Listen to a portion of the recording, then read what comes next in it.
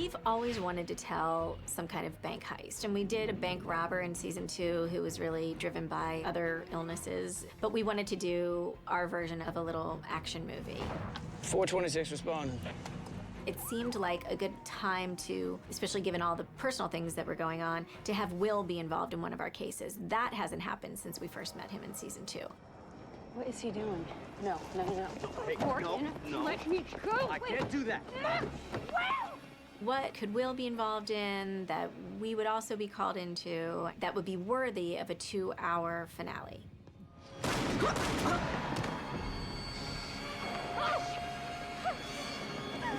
It's been amazing. It's JJ 2.0, and I love it. She gets to fight, and especially after this episode.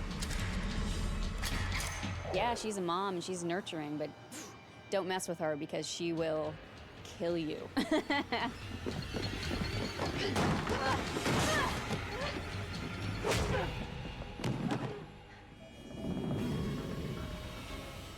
found Will. There's a lot of surprises, obviously. He's got 6 transmitters on him. This whole place is gonna blow. Explosions and violence, and I love that I get to do scenes with Will where we're both gonna die. We're looking at both dying. Oh, God. This ticking time bomb, literally, and having to figure out how to, cut the wires. I've never done that. That's great. We knew very early on that CBS was having us do a 2-hour finale, so we knew it had to be big. And I'd been pitching Bank Heist for a while, and always the story was, well, what about a bank heist makes it Criminal Minds? And it's serial killers who happen to rob banks. Hello? Tell him your name. It's Sean Harper. Well, it's hard to say what exactly motivates somebody that's really distressed, but Izzy is a symphorophiliac, something like that. I don't have to say it, I just have to act it. It's somebody that stages disasters, gets off on the kind of energy and excitement and never knows what's gonna happen. I mean, there are times during the bank robbery that things could go severely wrong for her as well. Who's next? Huh? But I think that's part of what adds to their excitement. Yes. Hey, you. Come over here. We were in the room figuring this story out, and then I think it was Breen said, well, what if her partner's in the bank as a hostage? And we're like, yes, exactly. He's got to be in there. On this day, they're going to either go down together or get away with it. And the first part of it, they got away with it, which is why we have a second hour to tell.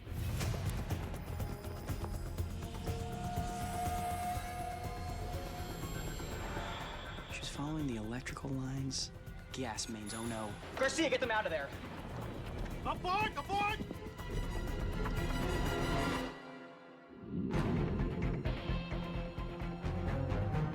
What's great about it is it sort of showcases another aspect of what the BAU does. I mean, they don't just chase serial killers and child abductors. They chase bank robbers, they chase major criminals around the world. I've certainly been in situations like this, terrorist events and so on and so forth, that are part and parcel of what we do, as well as the serial killers that we see every week. So it was great to explore another angle of what we do. One of the things that comes up often is what would the FBI really do in this circumstance? And the great thing about this show is they try and be realistic. The directors, the producers, the writers, all the way up the line. And my brother, you've probably talked to many times, is the expert on the profiling side of it. And when it comes to the tactical side, that's how I first got involved with this show 7 years ago. They try and get it right, and that's something we really appreciate. When you come from that real world and you see what Hollywood does most of the time, it's kind of an embarrassment. But not so with this show. They do a great job. And so some of the questions would be, would we do this? Would we wear this? Would we be here? Like the stunt we're going to do today. There's a couple of SWAT guys being followed by the 2 regular agents, the stars of the show. And, would that happen in real life? Yeah, it could happen in real life, and this is the way it would happen. So I talked to Tom, he talks to the director, and we try and lay it out so that it's the most realistic, but also works well for television. The fact that they find that happy medium and get it done is rare, I think.